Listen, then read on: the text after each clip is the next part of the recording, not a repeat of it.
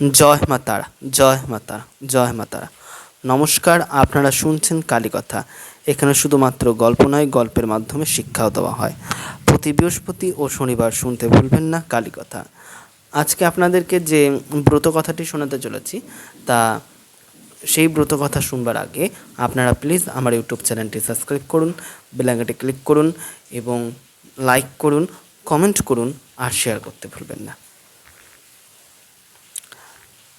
আপনারা আমার চ্যানেলটি যদি লাইক করে থাকেন তাহলে বুঝবো যে আপনারা আমার ইউটিউব চ্যানেলটি দেখছেন এবং এতে আমি উৎসাহ পেয়ে আরও অনেক ভিডিও আপনাদেরকে দিতে পারবো।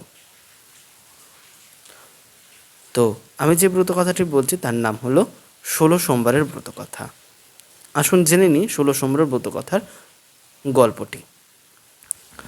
মহাদেব একদিন মৃত্যুলোকে ঘুরতে ঘুরতে অমরাবতীকে এসে পৌঁছালেন। সেখানে মৃত্যুপুরীর রাজা তার জন্য বিশাল এক মন্দির বানিয়েছিল।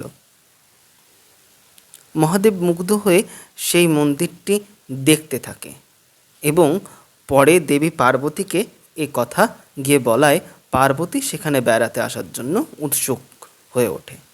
একদিন পার্বতী আর মহাদেব মিলে সেখানে এসে কিছুকাল থাকার জন্য ইচ্ছা প্রকাশ করেন।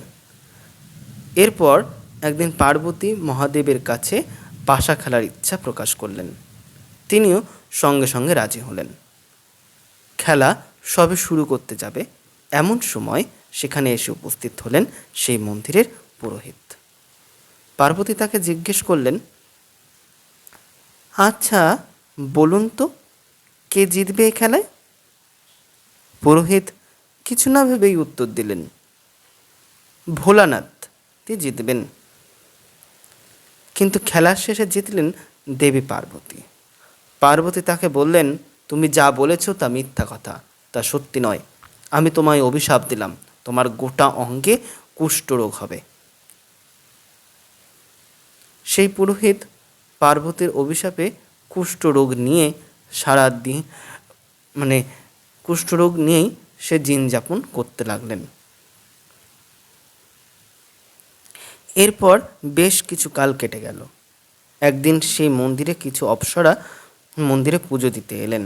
পুরোহিত এই অবস্থা দেখে তাকে এই রোগের কারণ জিজ্ঞেস করলেন।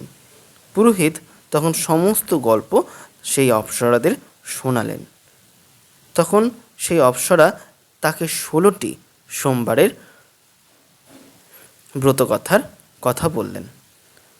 তারপর ভোলানাথ আশীর্বাদ দেশে রোগমুক্ত হয়ে প্রতি সোমবার ভোলানাথের পুজো করতে থাকেন। কিছুদিন পর আবার যখন শিব পার্বতী ওই মন্দিরে ঘুরতে আসে, তখন পার্বতী পুরোহিতকে রোগমুক্ত দেখে অবাক হয়ে যান এবং শিবকে জিজ্ঞেস করে, এর আরোগ্য কিভাবে হলো, এ সুস্থ হলো কিভাবে? পুরোহিত তখন পার্বতী দেবীকে 16টি সোমবারের ব্রত কথা বলেন। এই শুনে পার্বতী 16 সোমবারের ব্রতর কথা ইচ্ছা প্রকাশ করেন। পার্বতী পুত্র কার্তিক মায়ের ওপর রেগে গেলেন। 16 সোমবারের ব্রত করার পর কার্তিক বাধ্য সন্তানের মতন মায়ের কাছে ফিরে এসে জিজ্ঞেস করেন, ব্যাপারটা কি? তখন পার্বতী তাকে 16 সোমবারের ব্রতর কথা বলে। কার্তিকও এই ব্রত পালন করে।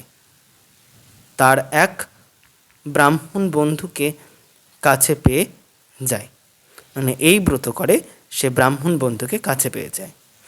বন্ধুটি কার্তিকের কাছে জানতে চায় কি করে তাদের মিলন সম্ভব হলো। তখন কার্তিক তাকে 16টি ব্রতর কথা সোমবারের ব্রত কথা বললেন। কার্তিকের সেই বন্ধুটি বিয়ের ব্যাপারে খুব উৎসাহিত ছিল। একদিন তিনি একটি দেশে গেলেন এবং যেখানে রাজার মেয়ে স্বয়ংবর চলছিল, স্বয়ংবরে নিয়ম ছিল একটি হাতি সবাই উপস্থিত যার গলায় মাল্যদান করবে সেই হবে রাজার জামাই। কার্তিকের বন্ধু তো সবাই এসে বসেই ছিলেন। হঠাৎ হাতিটা এসে তার গলায় মালা পরিয়ে দিল।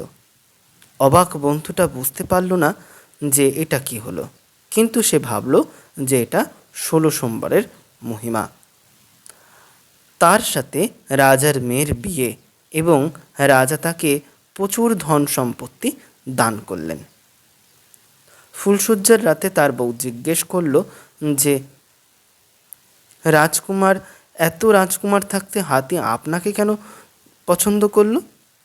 তিনি তখন বউকে তার 16 সোমবারের ব্রতকথা জানালেন। তার বউ পুত্র লাভের আশায় 16 সোমবারের ব্রত নিষ্ঠাভাবে পালন করে এবং একটি পুত্র সন্তান লাভ করেন।